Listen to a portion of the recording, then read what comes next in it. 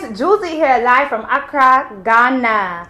I'm super happy to be a traveling smart brown girl that I even packed my Stay Blessed and Unbothered mug because yes, the Smart Brown Girl shop is still open so you can celebrate your Smart Brown Girls during this holiday season. If you want to see more content on my travel or just general discussions on the African diaspora, be sure to thumbs up this video. Remember, this is only my opinion. You're allowed to see it differently and disagree, so please comment along. Smart Brown Girl is about encouraging thoughtful discussions and inspiring people to do further research on their own, even if you agree with me. From whatever angle you approach this from, please keep it respectful. Now, I have been in Ghana for 2 weeks going on 3.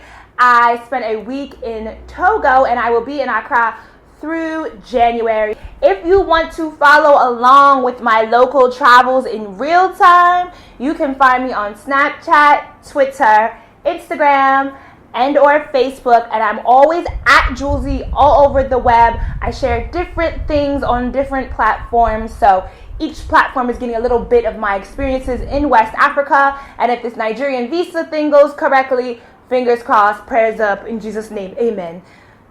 I will be in Nigeria for New Year's as well. I thought it would be a fun and interesting conversation to talk about my first impressions as an African American in West Africa. 1. In America, we take for granted the beautiful shades of dark brown. While in Togo, I actually went to northern Togo, to the city of Sokode and the villages of Bassar, and it just I don't even know how to aptly articulate it, but it is just so amazing to see the different hues and tones and undertones of the darker brown melanin. Most of the local people have very clear skin, and it's very deep, dark shades of brown. And in American culture, you know, especially when you look at the makeup industry here, it's like dark brown is like all one shade of brown. Like nobody considers the undertones, the hues, and this is the kind of range of dark brown that does actually exist.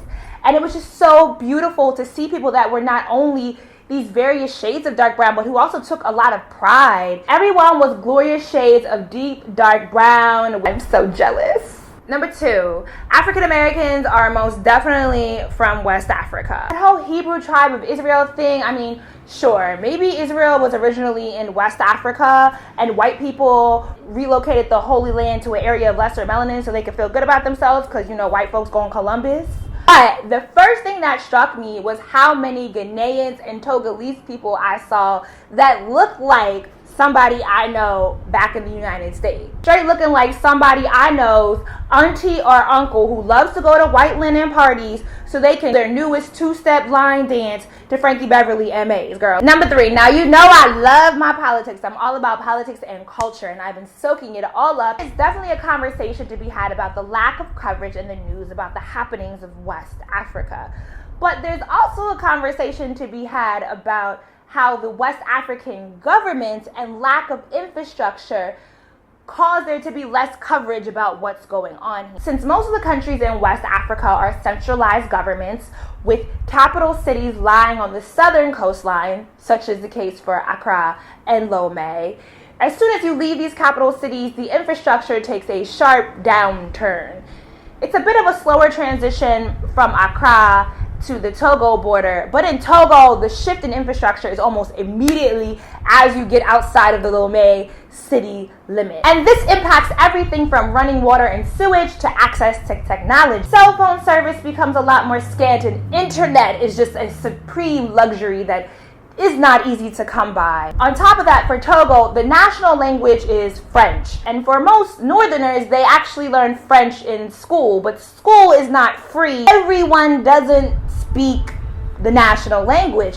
What you'll hear a lot more of is a mix of the indigenous languages. I think there's well over 50 ethnic groups in Togo. I actually went to Togo with a brand that was co-founded by a northern Togolese. He's from these areas of Togo, had to get somebody else at some certain points of the trip to translate what was being said. Who is doing all this translating to make sure that the right facts get out from these more rural places amongst West Africa. It's really hard not only for that line of communication to travel down, but also for journalistic outlets to fact check and make sure that they're reporting the facts of a situation. And then you have to remember, not all these governments are too keen on the idea of freedom of press, especially if it's not upholding the idea that the country is moving ahead and ushering in an age of development. Number 4, while we were in the northern villages of Togo, I definitely experienced my first moments of white women guilt.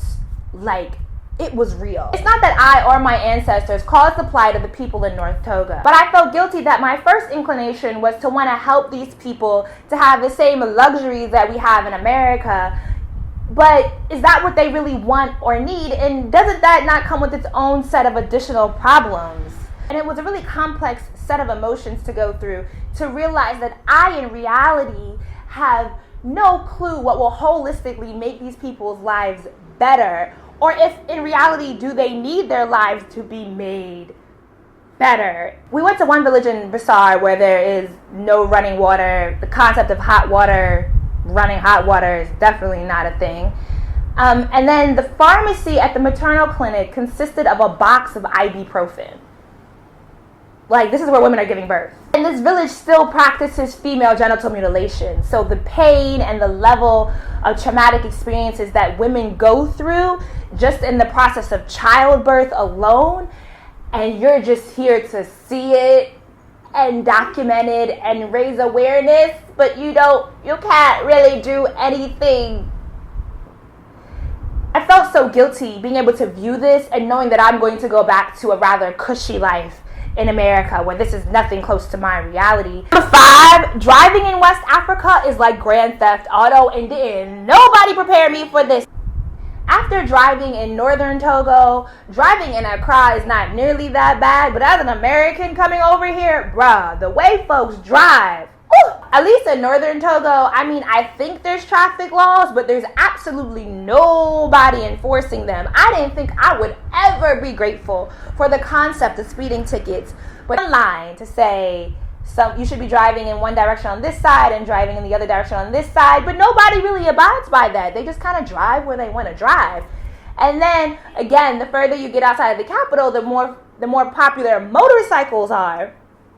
And the cars will literally drive maybe a quarter inch up beside the motorcycle and nobody flinches. People here beat their horns like it's its own language. Like, hey, beeping my horn so you don't run into me. Beeping my horn so that as you cut me off, you don't kill me. Beeping my horn so it gives me an excuse to drive recklessly. Number 6, eating out. Bruh, the customer service is so bad, it's hilarious. I have to do a whole nother video simply on story times about my eating out experiences in Accra. In Togo, we actually didn't eat out much, and I now understand why a lot of the older people that I meet, the aunties, will be like, no, I don't go eat out. Going out to eat and ordering things, and then an hour later being told that they're not on the menu with attitude, because waitresses here are not serving you, they're doing you a favor. It will never not be funny having a cook ask at the beginning of the meal, what does it mean to be a vegetarian? Being explained to him, and then still serve this person a plate of meat. And then when they say, hey, I don't eat meat, he says, oh, vegetarian? So no chicken or pork even. 7, Kelly Welly and Red are the food of life. I'm a plantain eater for life. Plantain makes me happy every day. I just had some red earlier for lunch, which is a black-eyed peed with plantain dish. I love to see how much foods that I'm familiar growing up eating because my dad grew them, seeing how popular they are here, and obviously understanding the connection of how they made it to America and why I grew up eating is just a cool experience. I'm in the motherland, y'all. Number 8, for everyone that's asking me, how are the men? If you have spent a significant amount of time living or pursuing an education in America or Europe, you are going to run into the same dating issues you do back home, back here. Think about it. This is going to have to be a whole nother video onto itself. Oh, so many video ideas coming up from one video. But think about it. Would you date someone back home who has never left the town they're from? I'm trying to tell y'all need to rise up. Tell y'all governments to decentralize so there could be more black men for you to choose from. You have a better chance finding a man in Houston than you will out in Accra. Number 9, Accra can be very, very, very expensive. expensive. Now, this is not my first time on the continent. I did go to South Africa for my 30th in March, and South Africa is cheap. Let me tell you, that American dollar to rand conversion, girl, you be balling. I was out at Nando's buying everybody dinner when I was in Johannesburg. I was rolling in the dough. I assumed that coming to West Africa would be a similar experience, but one with an American accent, everything is triple the price. One of the reasons why it's very important that when you travel here, you can connect with a local. Say something in Ga or Tree, and suddenly the price of that dashiki will deduce by like 80%. With the recolonization of Africa by China and the mass importing of stuff from China, a lot of things get imported here, and you're paying those import costs for daily necessities. Now, what is cheap in Accra is getting clothes made. Girl, I have to go pick up some more clothes tomorrow. It's that bad. Number 10. I am connected to more people in Accra than I am in Houston, Texas.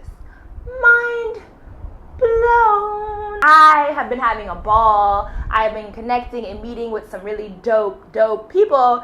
And literally, we got like mad mutual, like not even acquaintances, but like real hardcore friends. And shout out to Ama Mama. You should definitely go check out her blog. I love seeing Ama Mama comment on my videos, and she's just a super smart brown girl. She connected me with another Ama who happens to be my soror who went to Cornell, which is in Ithaca, New York, and I crossed in New York City. So me and Ama hit it off perfectly the first time, and I am forever grateful for that connection. And then I met an iota. Who would have thunk? It's so great to be out here with people who are aware of the world around them. You know, in America, if I start talking about my interest in African politics, I am immediately accused of being obsessed or trying to be something that I'm not. And here, you know, I went to a barbecue the other day, and they're casually talking about the new president of Tanzania. Genuine interest, and it's not this snooty, pretentious, I know more than you know, but it's like, no, I am really interested in what is happening amongst the African diaspora, and it's on an intellectual level. Definitely be doing follow-up videos about different elements of my travel through West Africa. Follow me along on my social media accounts, Facebook, Instagram, Twitter, and Snapchat, so you can keep up to date with me. Honestly, if you have any questions, snapping me is not the best way to go about it, but definitely tweet me your questions. And as always, thumbs up and comment down below.